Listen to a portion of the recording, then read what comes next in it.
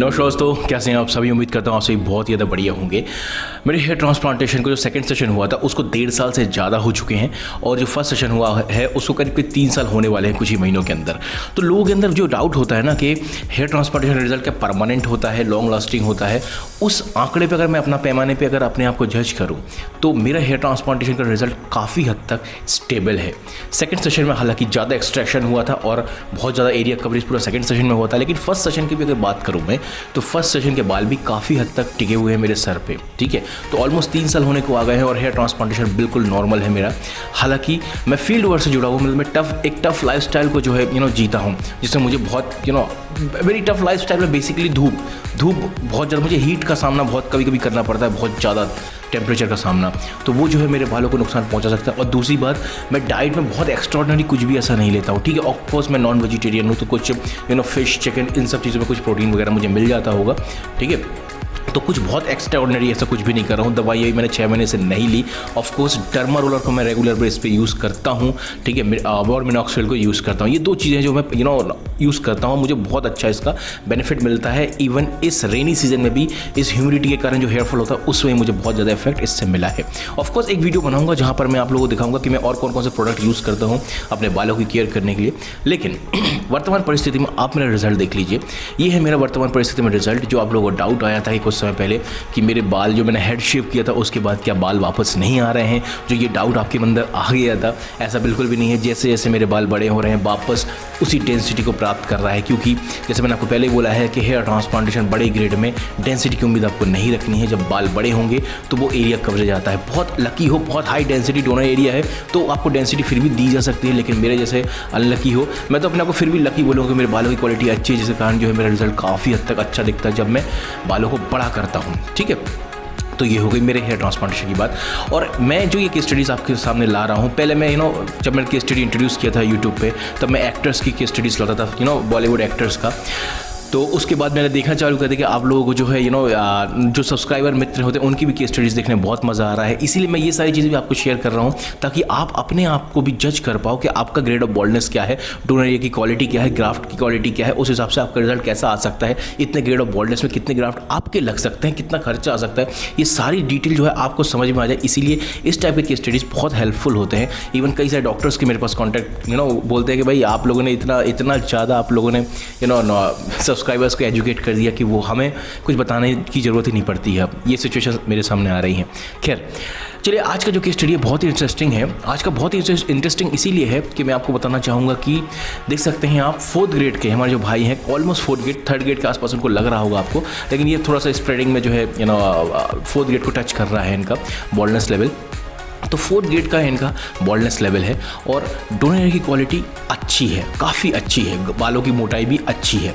ठीक है, और इनकी उम्र जो है वो 30 साल है, 30 ईयर्स के, मतलब काफ़ी यंग है। मीन्स इनके पास अभी भी अच्छा यंग एज, करीब 20 साल के आसपास का काफ़ी हद तक यंग एज इनके पास बचा हुआ है। तो अब इस टाइप के केसेस में आपको बता देना चाहूँगा कि जो आपका ग्रेड ऑफ बॉल्डनेस होता है, जैसा फर्स्ट ग्रेड के हो तो आपको 1000 लगेंगे ग्राफ्ट्स, सेकंड ग्रेड के हो 2000 ग्राफ्ट लगेंगे, 3rd ग्रेड के हो 3000 लगेंगे, 4th ग्रेड के हो तो 4000 ग्राफ्ट लगेंगे, 5 ग्रेड 6 ग्रेड में 5 या 6000 लगेंगे। ये बेसिकली एक रफ कैलकुलेशन होता है किसी भी हेयर ट्रांसप्लांटेशन जब आप करने जाते हो उसका। लेकिन सबसे इंपॉर्टेंट चीज़ मैं आपको बार बार बोल रहा हूँ कि don't run for high density. High density ही सब कुछ नहीं होता है। फ्यूचर कैलकुलेशन आपके हेयर ट्रांसप्लांटेशन के लिए बहुत ही ज़रूरी है। इनका जो है ऑलमोस्ट 4th ग्रेड के आसपास टच कर रहा है इनका बॉल्डनेस लेवल, लेकिन इनकी जो पैकेज बनाया गया है वो 3rd ग्रेड का हिसाब से बनाया गया। मींस 3000 ग्राफ्ट्स का पैकेज बनाया गया है।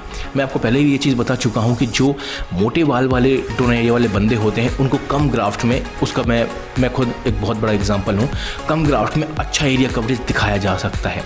जो पतले ग्राफ्ट वाले बंदे होते हैं ना, उनका बहुत ज़्यादा हाई डेंसिटी भी दे दो तो थोड़ा बहुत हल्कापन दिखता है, क्योंकि पतले बालों में एरिया कवर करना थोड़ा टफ होता है। बहुत हाई डेंसिटी तो तब जाके कवर होता है। इसीलिए कई लोगों को सिर्फ 3rd ग्रेड में ही 4000 ग्राफ्ट लग जाते हैं। ठीक है ना, जो आप कंपेयर करते हो कि भाई इसका जो है 3rd ग्रेड का है, इनको 4000 4500 ग्राफ्ट कैसे लग गए। ठीक है, मेरा जो है 3rd ग्रेड का है तो मुझे मात्र 2000 या 2500 ग्राफ्ट में कैसे हो गए। इन सब का रीज़न यही होता है कि सबके बालों की क्वालिटी अच्छी होती है। बालों की क्वालिटी अच्छी हो तो कम ग्राफ्ट में भी एरिया कवरेज दिया जा सकता है। इसीलिए अपने आप किसी से भी कंपेयर करो, कंपेयर करो, लेकिन उसका एक सही आंसर भी ढूंढने की कोशिश करो कि क्यों ऐसा हुआ है। फाइनली आइए, इनका आप हेयर ट्रांसप्लांट देख सकते हैं, कितना सुंदर हेयर ट्रांसप्लांटेशन हुआ है। ज़रा जूम करके अगर आप देखें कि इनके हेयर ट्रांसप्लांटेशन, वैसे मैंने आपको बोला कि बहुत ही एवरेज डेंसिटी है, मीन्स हाई डेंसिटी देने की कोशिश नहीं की गई है, मर के हाई डेंसिटी, ठीक है ना। इस चीज़ पर आपको बहुत ज़्यादा ध्यान देना है। कई सारे क्लिनिक क्या कर रहे हैं कि भाई हाई डेंसिटी देने के चक्कर में जो है ना, बहुत दो ग्राफ्ट के बीच में ऐसे बाल लगाने की कोशिश कर रहा है, जिससे जो है आजू बाजू के ग्राफ्ट भी पंचर हो जाते हैं। ऊपर से स्कैल्प के ऊपर तो दिख रहा है कि क्या हाई डेंसिटी दी है, लेकिन प्रॉब्लम ये हो जाता है कि वो सक्सेसफुली इम्प्लांट ना करके जब रिजल्ट आता है बहुत ही पैची रिजल्ट आता है, जिसके कारण जो लोग बाद में पैनिक हो जाते हैं कि भाई मेरा हेयर ट्रांसप्लांट का रिजल्ट अच्छा क्यों नहीं आया, इतना अच्छा हाई डेंसिटी था। फिर वो क्लिनिक बोलते हैं भाई आपका बॉडी रिस्पॉन्स है, देखिए हमने तो इतना अच्छा आपका हाई डेंसिटी करके दिया था, सर्जरी भी अच्छी लग रही है, लेकिन आपके साथ ऐसा हो गया हो। लेकिन इसका रीज़न बेसिकली ये है कि हाई डेंसिटी देने के चक्कर में लोग जो हैं लोगों का हेयर ट्रांसप्लांटेशन खराब कर डालते हैं। इसलिए ग्राफ्ट्स को सर्वाइव करने के लिए थोड़ी जगह की जरूरत है। एक पौधा है, एक पौधे के बाजू में दूसरा पौधा लगा दो, तीसरा पौधा, चौथा पौधा, तो उसको नरिशमेंट कहाँ से मिलेगा। इसीलिए बहुत ज़्यादा हाई डेंसिटी की उम्मीद रखना बुरी बात नहीं है, लेकिन थोड़ा सा बुद्धि विवेक से काम लो, फ्यूचर कैलकुलेशन के हिसाब से चलो। दूसरी चीज़ जो ये होता है कि जितने ग्राफ्ट लगाए जाए वो सर्वाइव करना ही बहुत ज़्यादा ज़रूरी है। आप जहाँ से भी हेयर ट्रांसप्लांट करा रहे हो, जितने ग्राफ्ट आपके 3000 ग्राफ्ट यहाँ से निकाले हैं, कम से कम 2800 ग्राफ्ट तो यहाँ पे सर्वाइव करें आपके सर पे। जो अनस्किल्ड क्लिनिक होते हैं, इसलिए वो बड़े ग्रेड ऑफ बॉल्डनेस में अटेंड ही नहीं करते, क्योंकि उनको पता है अगर वो 4000 ग्राफ्ट निकालेंगे तो 4000 सही से इम्प्लांट नहीं कर पाएंगे, वो 2000 या 2500 ग्राफ्ट इम्प्लांट कर पाएंगे। रिजल्ट पैची आएगा और वो कस्टमर समझ जाएगा कि उसके साथ फ्रॉड हुआ है, ठीक है। इसीलिए वो सेकंड ग्रेड या थर्ड ग्रेड को ही अटेम्प्ट करते हैं, क्योंकि अगर 4000 ग्राफ्ट भी यहाँ से निकाल लो तो कम से कम 2000 ग्राफ्ट तो यहाँ पे लगा पाएंगे सही से, ठीक तरीके से। इसका जो सस्ते के चक्कर में जो आप जाते हो, 8 रुपये 7 रुपये पर ग्राफ्ट, 5 रुपये पर ग्राफ्ट में जो सस्ते के चक्कर में जाते हो, तो उसकी कीमत आपको अपने डोनर एरिया से चुकानी पड़ती है भविष्य के लिए। इनके हेयर ट्रांसप्लांटेशन की सर्जरी में इनके जो सिंगल हेयर वाले फॉलिकल थे वो 800 के आसपास थे, डबल हेयर वाले फॉलिकल थे वो 1500 के आसपास थे, और 3 हेयर वाले जो फॉलिकल्स थे वो इनके करीब 700 के आसपास थे। इन्होंने अपने 6 महीने के हेयर ट्रांसप्लांटेशन में सिर्फ एक ही पीआरपी ली। एक और चीज़ मैं आपको बता देना चाहूँगा, कई लोगों को ये लगता है कि पीआरपी जो है बहुत ही ज़्यादा कंपलसरी है। जी नहीं, पीआरपी मैंने आज तक नहीं ली, सेकंड सेशन के बाद एक भी पीआरपी नहीं ली। पीआरपी लेना बेहतर है, पीआरपी लोगे अच्छा रहता है, बालों की क्वालिटी अच्छी रहती है, ठीक है। लेकिन नहीं ले पा रहे हो तो उससे आपका रिजल्ट में कोई फर्क नहीं पड़ता है, ठीक है, रिजल्ट आपका बराबर आएगा। पीआरपी वो एक लग्जरी है, जैसे मैंने आपको बताया ना, ले सकते हो तो लो, पीआरपी ले सकते हो, खर्चा कर सकते हो तो लो, ठीक है ना, तो बढ़िया रहेंगे बाल, कोई बुराई नहीं है उस चीज़ में, ठीक है ना। थोड़ा सा हेयर ग्रोथ में उसको हेल्प मिलता है तो लेना बेहतर है। बट नहीं लोगे तो कोई प्रॉब्लम होगा? जी नहीं, अपने माइंड को पॉजिटिव रखिए, नहीं लोगे तो भी आपका रिजल्ट आएगा। मैंने ना पीआरपी लिया ना फर्स्ट ट्राई लिया, उसके बाद भी रिजल्ट आपके सामने है। आइए फाइनली इनका रिजल्ट देख सकते हैं आप। इनका रिजल्ट देख लीजिए, एक एक बाल हटा के कितनी सुंदर तरीके से इनका रिजल्ट है, बिल्कुल नेचुरल हेयर ट्रांसप्लांटेशन। और इसका रीज़न सिर्फ और सिर्फ यही है कि इनके जितने ग्राफ्ट लगाए गए हैं उतने ग्राफ्ट सक्सेसफुली जो है ग्रो हुए हैं। उन्होंने कहाँ से हेयर ट्रांसप्लांट कराया वो जानने के लिए आप इस नंबर पर कॉल या व्हाट्सअप कर सकते हैं।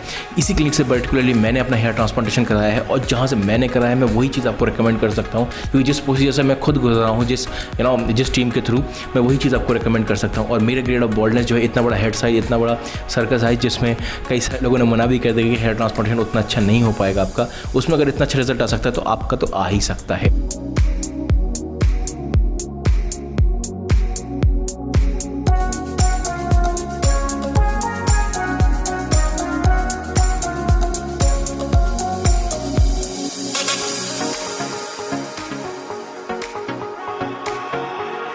मुझसे व्हाट्सएप के जरिए जुड़ना चाहते हैं, कोई सवाल या कोई भी आपको क्वेरी है तो मुझे इस नंबर पर व्हाट्सएप कर सकते हैं, मैं आपका रिप्लाई ज़रूर दूंगा, ठीक है। तो अच्छा लगा है वीडियो तो लाइक कर देना, नहीं लगा तो डिसलाइक कर देना, नए हो तो सब्सक्राइब कर लेना। मिलते हैं एक और नए वीडियो में, तब तक बाय, टेक केयर, अपना ख्याल जरूर रखिएगा।